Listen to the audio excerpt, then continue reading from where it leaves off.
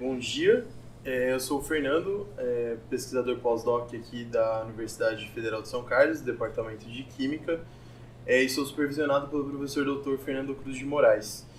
Então, hoje eu vou falar para vocês um pouquinho dos processos Fenton e Photophenton para algumas aplicações ambientais, né? Então, passando por uma motivação de por que a gente trabalhar com esse tipo de processo, falando um pouco de como esse processo funciona e até as aplicações que ele tem dentro dessa área mais ambiental da química. Então, o que motiva o nosso trabalho? Inicialmente, né, o principal motivo da gente começar a discutir esse tipo de processo, para mim, vem do crescimento populacional. Então, a gente pode ver aí alguns dados que são de junho de 2017, que a população global estava em torno de 7,6 bilhões de pessoas. E aqui no Brasil, a gente estava em torno de 207,6 milhões. E a previsão global para daqui mais ou menos 10 anos já é 1 bilhão a mais de pessoas. E em 2100, a gente já vai estar beirando aí 11,2 bilhões de pessoas.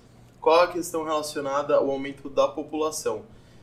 O aumento populacional ele está interligado com o aumento de consumo. Então, nós temos mais pessoas, o consumo aumenta. E é o consumo de produtos, consumo de serviços, consumo de alimentos.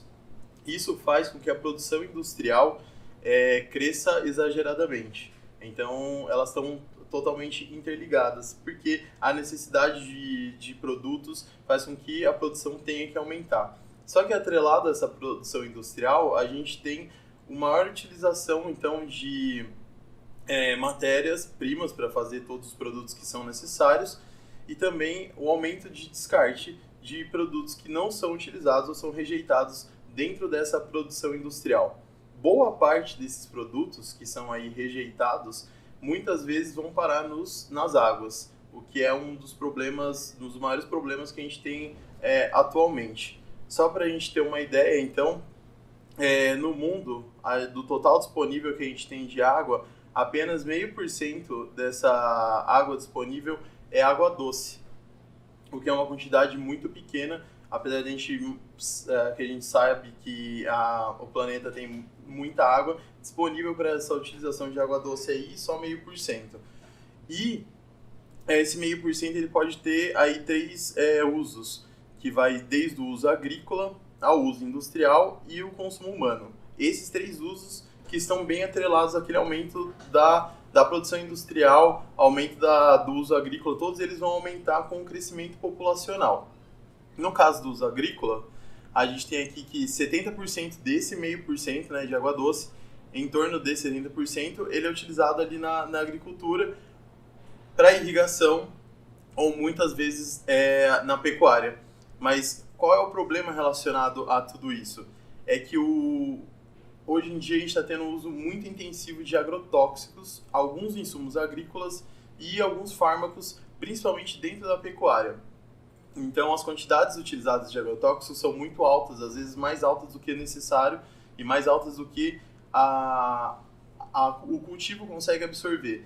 E aí, esse excesso vai parar ou no solo, contaminando o solo, ou pode ser lixiviado e parar nas águas. A mesma coisa dos fármacos, que muitas vezes são utilizados antibióticos na criação, né, na pecuária, para promover um melhor crescimento do gado. E a gente também é conhecido que nem o fármaco administrado é absorvido pelo organismo, tanto dos animais quanto dos seres humanos, e boa parte é excretada na urina desses animais de forma inalterada e que pode contaminar as águas também. O uso industrial representa aí 25% desse, né, sempre falando desse 0,5% inicial, e é utilizado em vários processos industriais que variam desde todos os processos químicos envolvidos até a indústria petroquímica, a indústria de papel e celulose, que é uma indústria que usa bastante água, e a indústria farmacêutica. Qual o problema relacionado a isso, então? A geração de muito efluente com elevada carga de compostos orgânicos. Não são todas as indústrias que têm um sistema de tratamento adequado para que todo esse efluente com uma carga orgânica alta seja tratado antes de ser descartado ao meio ambiente, e isso pode trazer, então, mais contaminação. No caso do consumo humano, que é em torno de 5%, é um valor muito baixo comparado às outras atividades, com o aumento populacional a gente vai ter um aumento desse consumo. E o problema disso é que a gente tem um aumento do esgoto doméstico, que muitas vezes está contaminado ali com produtos de limpeza e higiene pessoal, que é de uso diário das pessoas, medicamentos que também são excretados na urina ali de forma inalterada, visto que, né, o nosso organismo não consome não metaboliza todo o medicamento que a gente consome, e de muitos hormônios naturais, que isso é um processo natural do organismo. Então, o problema aí é que a gente está tendo uma contaminação dos corpos d'água que está cada vez mais crescente, então vários estudos estão sendo desenvolvidos nessa questão de minimizar essa contaminação. Só para a gente ter uma ideia, esse é uma reportagem que saiu em setembro de 2017, que é um estudo da Agência Nacional de Águas, onde ele mostra mais ou menos como que o esgoto gerado no Brasil todos os dias percorre aí o caminho. Então, dessa quantidade total do esgoto, a gente tem que 61% dele é coletado. O restante não é nem coletado. Mesmo dessa parte coletada, apenas 70% disso é tratado. E as outras partes, ou elas não são tratadas, ou elas não conseguem ser tratadas e elas também voltam para os rios. Então, aí em torno de 60% do esgoto é gerado a céu aberto. Isso é um problema muito grande, então a gente poderia diminuir isso tratando alguns efluentes já dentro dos processos industriais antes que eles sejam jogados, já que não temos todas as políticas públicas necessárias para que esse esgoto seja tratado de maneira adequada. Dentro disso, então, a gente tem, de maneira convencional, o tratamento que passa aí normalmente por 3 etapas. O efluente bruto, então, ele passa por um tratamento primário, onde a gente tem alguns processos físicos que removem os materiais mais fáceis de serem removidos, que são os materiais particulados e alguns materiais oleosos. Numa segunda etapa, então, associada a esse primeiro, a gente tem alguns processos biológicos, onde há a remoção da matéria orgânica por alguns micro-organismos. E, por fim, a gente tem, então, os processos químicos, que a gente tem a remoção da matéria orgânica recalcitrante e alguns agentes patogênicos que são removidos nessa última etapa, que é um tratamento terciário. Normalmente eles acontecem, algumas etapas podem podem não ocorrer, mas em geral é isso que acontece dentro do tratamento convencional, e aí sim eles retornam aos corpos d'água. No entanto, alguma matéria orgânica ainda recalcitrante, alguns corantes, alguns fármacos, antibióticos, hormônios não conseguem ainda ser removidos dentro desse último processo químico. E aí é onde, quando surge então uma nova tecnologia que a gente chama de processos oxidativos avançados. Os processos oxidativos avançados, então, eles são processos de tratamento de água sob condições ambientais de temperatura e pressão e que envolve a geração do radical hidroxila numa quantidade suficiente para um efeito de purificação. Então ele tem despertado muito o interesse da comunidade científica, porque ele tem um poder, ele pode ser aplicado em efluentes contendo compostos que são resistentes àquele último tratamento que eu tinha dito anteriormente. Então, hidrocarbonetos, agrotóxicos, detergentes, fármacos, corantes podem ser tratados com esse tipo de tecnologia. A vantagem é que o radical hidroxila, que é aí o precursor dessa tecnologia, né, da reação, ele é um oxidante químico que ele é não seletivo e ele é extremamente reativo. Ou seja, então qualquer matéria orgânica que a gente tiver dentro desse sistema, ele pode sim ser eliminado com esse radical hidroxila. Ele tem uma reação muito rápida, no tempo de meia-vida aí, que pode ir de 100 a 10 mil microsegundos, e é uma formação de subprodutos oxigenados, como aldeídos, cetonas e ácidos carboxílicos, uma vez que algumas técnicas de eliminação usavam cloro, e aí você pode gerar produtos organoclorados que muitas vezes são mais prejudiciais ao meio ambiente do que o próprio produto inicial, já que a gente acaba usando aí o cloro como eliminação. Nesse caso do radical hidroxila, a gente não tem esse problema. Bom, então o radical hidroxila é geralmente formado em reações que resultam da combinação de oxidantes como o ozônio e o peróxido de hidrogênio com uma radiação ultravioleta ou visível, e alguns catalisadores, como os íons metálicos e semicondutores.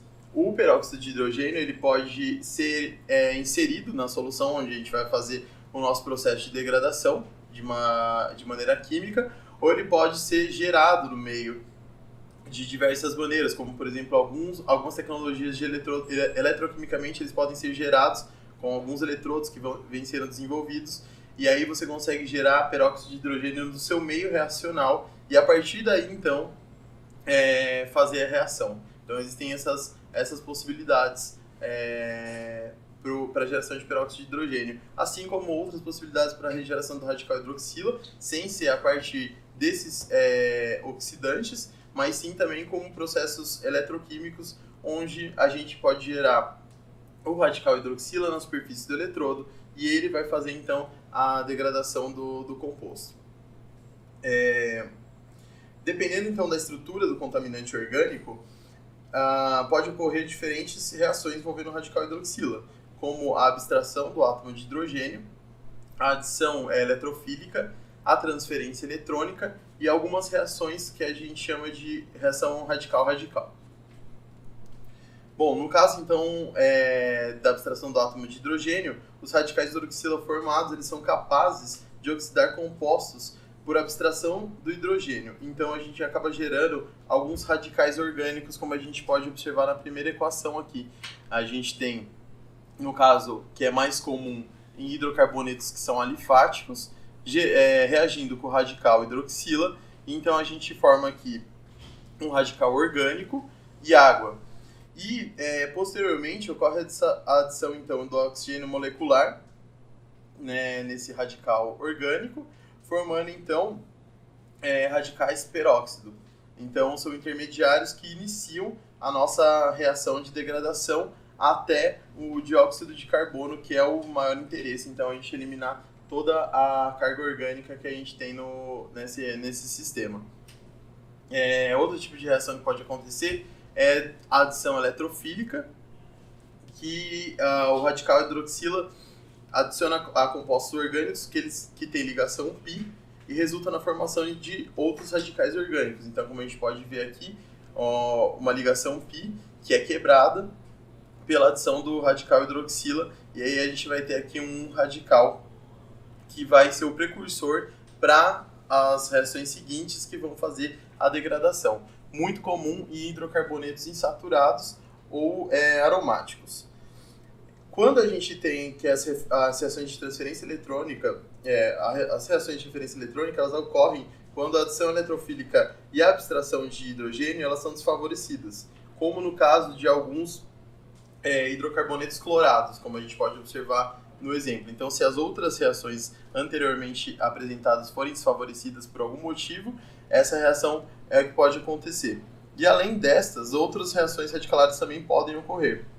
No entanto, elas não são desejáveis do ponto de vista da oxidação dos compostos orgânicos, porque elas consomem o radical hidroxila.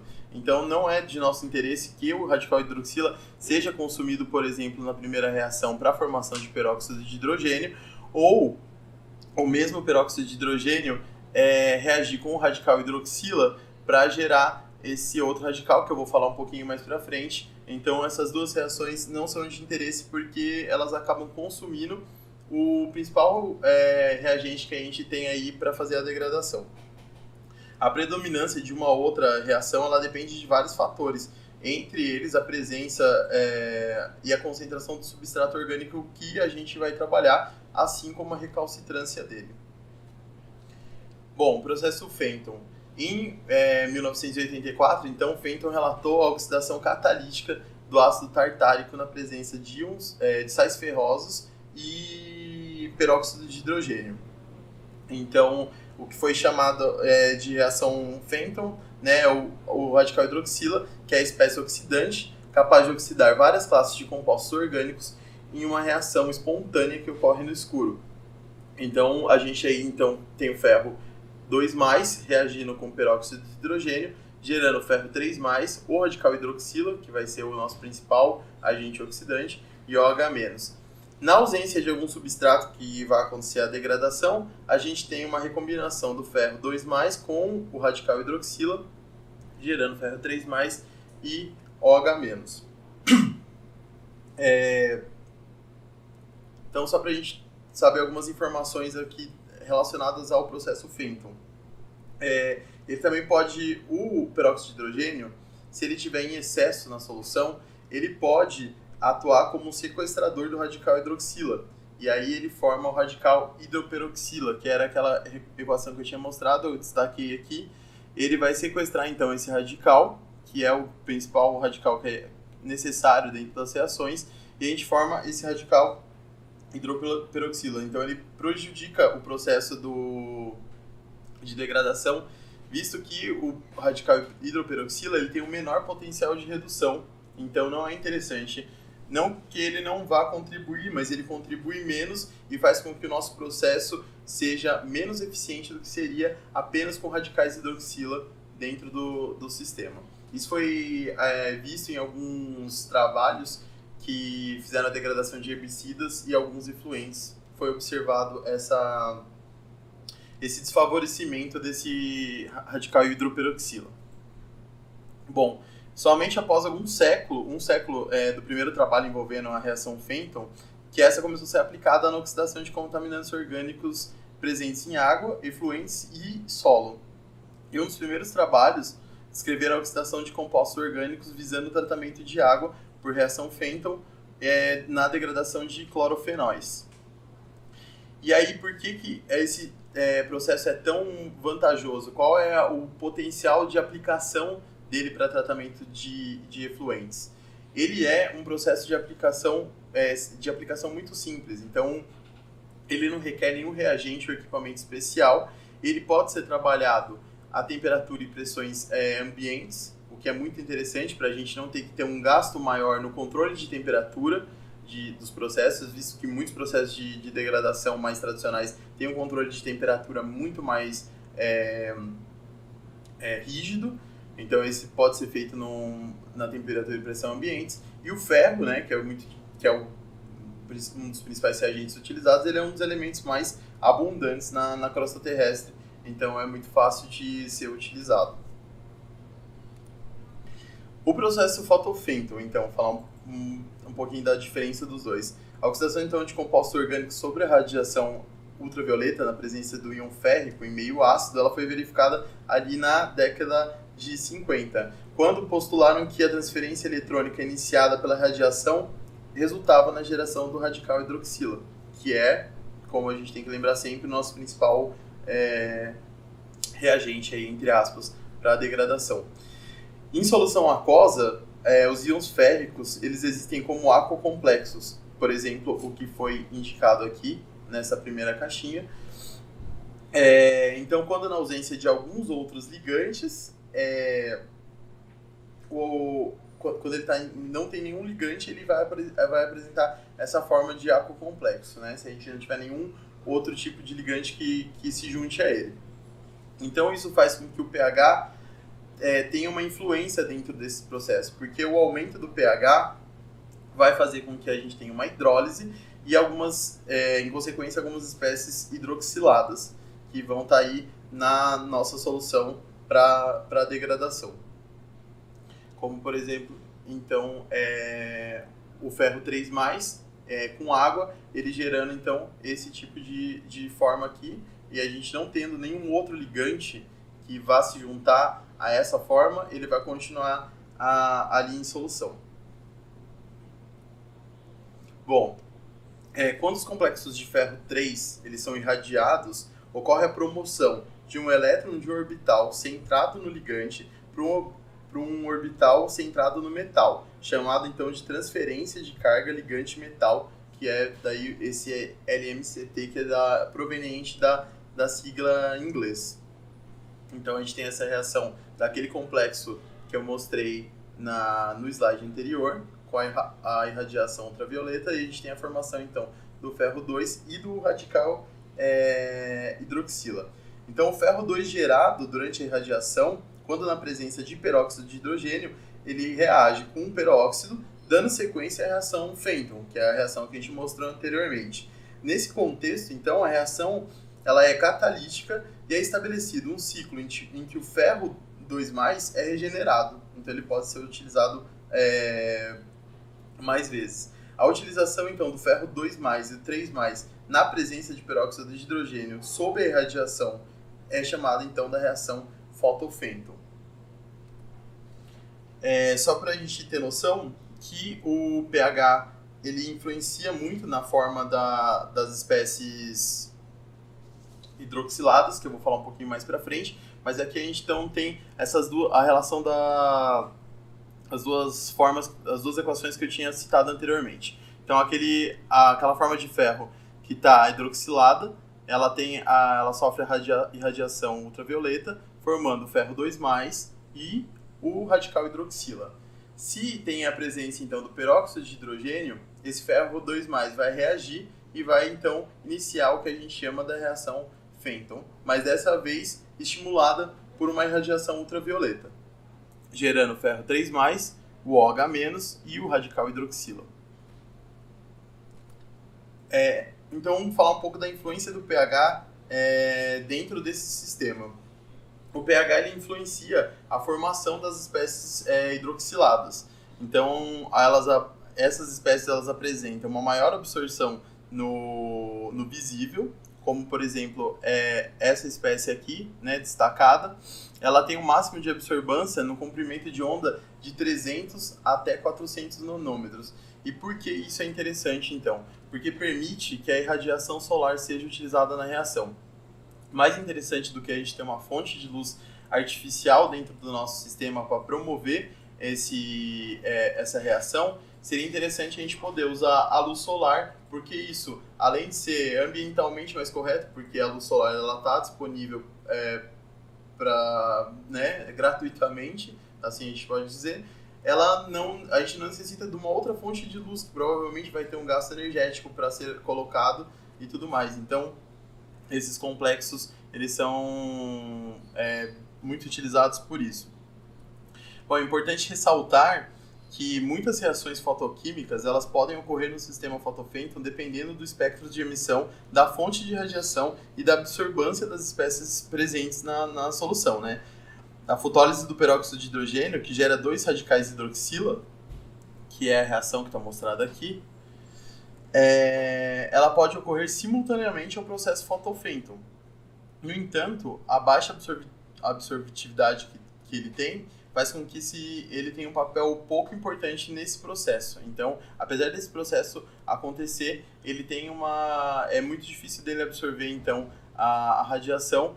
Então, esse processo não é um processo que é muito comum acontecer, então ele não tem grande destaque dentro das reações que estão envolvidas na eliminação de compostos orgânicos.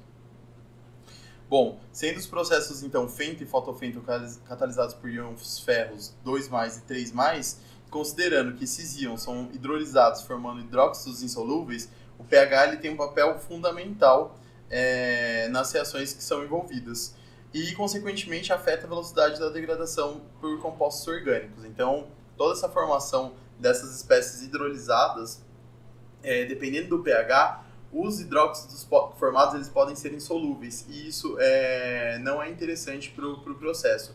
Então, a faixa de pH determinada como ótima, como máxima eficiência para o processo aí do fotofêton, varia entre 2,5 e 3. Visto que alguns hidróxidos eles são insolúveis e num pH maior que 3, a gente vai ter que o ferro 3, nesses valores maiores que 3, que pH maiores que 3, eles são insolúveis e diminui muito a interação com o peróxido de hidrogênio. E, consequentemente, a gente tem então uma diminuição da produção de radical hidroxila. E abaixo de pH 2,5, a velocidade da reação ela diminui, apesar das espécies de ferro permanecerem solúveis, porque altas concentrações de H+, podem sequestrar o radical hidroxila, de acordo com essa reação. Então, ali a gente tem, né, o pH abaixo de 2, ele sequestra o radical hidroxila, visto que a gente tem essa reação. Então, uma alta disponibilidade de H+, vai fazer com que esses radicais sejam, entre aspas, né, sequestrados, formando água, o que não é de interesse para a reação. Então, essa faixa estreita do pH, que tem a máxima eficiência, tanto da reação Fenton quanto da fotofenton, é uma das grandes limitações desse processo, porque a gente tem a necessidade de ajustar o pH para ter uma máxima eficiência do tratamento. Então, e também há uma necessidade de uma neutralização após o tratamento para um descarte mais ambientalmente correto. Então, algumas estratégias têm sido estudadas, como a utilização de alguns complexos de ferro, visando sua estabilização em valores de pH que estão mais próximos da neutralidade. E também a imobilização do ferro em algumas membranas, onde ele pode ser reutilizado e não tem esse problema, então, de uma faixa de pH tão estreita. Então, na utilização de complexos de ferro. A utilização desses complexos orgânicos de ferro na degradação de contaminantes, dentro da reação fotofenton, né, ela se diz, alguns autores dizem que ela é muito vantajosa, já que eu tenho a estabilização do ferro numa ampla faixa, né, de pH, não só variando de 2,6 a 3, e essas espécies, né, elas estendem a banda de absorção para uma região visível, então a gente tem um aumento da eficiência da absorção de luz, inclusive podendo utilizar, como eu tinha dito anteriormente, a luz solar para aplicação dessa degradação. Uma desvantagem que muitos autores vêm relatando é que a gente tem um aumento da carga orgânica devido à adição de ligantes orgânicos. Então, a gente tem um aumento da carga orgânica do sistema geral. No entanto, alguns outros estudos já rebateram esse argumento que eles dizem ser desvantajoso, mostrando que, em geral, mesmo essa carga orgânica que é adicionada, ela é mineralizada durante o processo.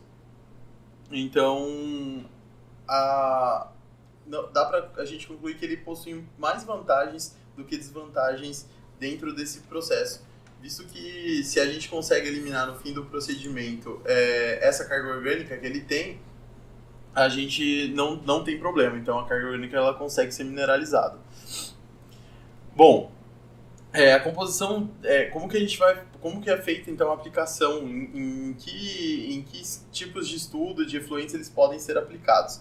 A composição diversificada de efluentes ela pode limitar a eficiência de processos convencionais de tratamento, como eu tinha falado lá no começo. Visto que dentro das indústrias a gente encontra a presença de vários tipos de compostos diferentes, como por exemplo EDTA, tensoativos, enzimas, corantes, metais. E esses tipos de compostos encontrados, eles podem afetar a proliferação de micro-organismos e dificultar o tratamento biológico. Quando eu tinha falado daqueles primeiros tratamentos que são convencionais, algumas substâncias presentes no efluente, elas podem sim afetar a eficiência do tratamento biológico. Então ele acaba sendo desativado dentro do sistema. E a coagulação, seguida da separação por flotação ou sedimentação, elas são muito eficientes na remoção de material particulado de diversos efluentes. No entanto, eles não são eficientes na remoção de cor, principalmente de efluentes de indústria têxtil. Então a gente consegue remover o material particulado e não consegue remover a cor dele. Então fica como se esse tratamento não tivesse sido completo. Os processos, então, Fenton e fotofenton, eles podem ser utilizados como o único tratamento, dependendo do material que você quer tratar. Ele pode ser aplicado como único tratamento, ele pode ser aplicado como um pré-tratamento e um pós-tratamento do efluente. Então, é importante ressaltar que esses tipos de tratamento eles não vêm para uma substituição dos tratamentos que já existem, porque muitas vezes eles vão ser mais específicos e eles não vão ser capazes aí de eliminar toda a matéria orgânica que a gente tem se anteriormente a gente não tiver um pré-tratamento. Então eles podem ser inseridos em qualquer etapa daqueles tratamentos convencionais que eu expliquei no começo. Eles podem trabalhar em conjunto, então não é uma concorrência, né? Eles vão trabalhar ali em conjunto. Então, só para mostrar uns dados que tem de alguns artigos, algumas coisas que já foram publicadas em relação aos processos Fenton e Photophenton, a gente tem, então, diversas matrizes que podem ser degradadas, como efluente de indústria têxtil, que é muito, no Brasil, esse efluente existem em grandes quantidades. Então, nessa primeira parte aqui, a gente consegue ver no efluente de indústria têxtil alguns estudos que conseguiram 96% da descoloração da solução em 30 minutos, o que é um tempo muito bom para a gente conseguir a descoloração de um efluente. 98% então da descoloração em alguns outros casos e 92% da remoção da demanda química de oxigênio, que é um dos principais pontos aí quando a gente vai estudar a degradação. O efluente também de indústria papeleira, onde eles conseguiram obter 88% da remoção do carbono orgânico total, em alguns outros estudos 90% após 15 minutos de reação, que também é um tempo muito curto para conseguir fazer essa remoção. O efluente da indústria petroquímica também conseguiram fazer 95% da degradação e uma remoção média aí de 66% a 91% da carga orgânica após 4 horas e meia de experimento, que é um efluente que tem uma carga orgânica muito alta. E o efluente de indústria farmacêutica também, que é um dos que mais gera compostos orgânicos aí nos efluentes, uma redução de 90% da demanda química de oxigênio após 10 minutos de experimento. Alguns outros dados que tem aí que a gente pode citar, o efluente da indústria de pesticidas, que também tem sido um grande problema devido ao grande uso de pesticidas em alguns cultivos. Então a gente tem 80% da remoção do carbono orgânico total após 2 horas da irradiação. E aqui, o último que eu quis destacar é influente da indústria do processamento de cortiça, onde também teve 98% da remoção do carbono orgânico total e 75% da remoção dos fenóis. Então a gente consegue ver que esses processos, os dois processos associados ou não, conseguem remover dos efluentes diversas classes de matéria orgânica. Então a gente passa por diversos tipos de indústria, que é muito interessante, visto que essas indústrias são cada dia mais gerando efluentes e subprodutos. Alguns artigos, então, que tem essas informações, onde a gente pode discutir isso de maneira mais detalhada para quem quiser. Esse primeiro, então, que ele tem os processos oxidativos avançados em água e efluentes, né, tratamento de águas e efluentes. Ele tem os princípios e algumas aplicações, onde a gente pode encontrar algumas reações que são mais específicas para cada caso. Alguns processos oxidativos avançados mediados para a remoção de fármacos em água, que também é um estudo que tem cada vez mais destaque no meio acadêmico. A degradação e a mineralização de contaminantes orgânicos pelos processos Fenton e Photophenton. Então tem uma revisão dos mecanismos e dos efeitos da matéria orgânica e inorgânica nesses sistemas. E outros que são esse primeiro, então, que é um artigo sobre o Photophenton homogêneo, perto de um pH mais neutro. Então também já tem é uma revisão que mostra que muitos estudos já estão sendo feitos fora daquela faixa de pH de 2,5 a 3, que é o pH ótimo, né, para a reação Photophenton, e alguns estudos que já estão trabalhando em pHs mais neutros para facilitar a questão da neutralização após o término do procedimento. E alguns aqui, esse aqui tem 2 partes, né, eu coloquei só a primeira, mas ele tem a parte de desinfecção solar, utilizando a luz solar, com a reação Photophenton também. Então ele tem toda uma revisão dos mecanismos envolvidos quando a gente utiliza a radiação solar. Então, para as considerações finais, esses dois processos eles têm uma grande eficiência na oxidação de várias classes de compostos orgânicos. Alguns fatores influenciam a velocidade de degradação, como a estrutura química do contaminante. Se a gente tem uma molécula que é mais complexa, alguns tipos de ligação, algumas moléculas cíclicas que são mais difíceis de serem quebradas e degradadas. O pH, como a gente discutiu, a faixa ótima de pH, onde a gente vai acontecer a reação sem a precipitação do ferro e sem o sequestro do radical hidroxila pelos H+, quando a solução é muito ácida. A concentração do peróxido de hidrogênio, que não pode estar em excesso, né, para a gente não ter uma reação concorrente, e a carga orgânica presente. É muito interessante também pela simplicidade da aplicação desse processo e pela alta eficiência, e o aproveitamento, em alguns casos, da energia solar, que a gente consegue economizar da fonte de luz que a gente vai colocar. Então, alguns melhoramentos que podem ainda acontecer nesses processos, que ainda estão sendo estudados, que são temas de muitas pesquisas, alguns catalisadores de baixo custo para aplicação, né, desses tipos de procedimentos, estabilizar uma faixa de pH um pouco mais próxima ao neutro e não tão ácida quanto é trabalhado, e que seja algumas partículas de ferro que podem ser facilmente recuperáveis para que a gente possa fazer a reutilização dessas partículas e não ter que simplesmente eliminá-las no fim do processo.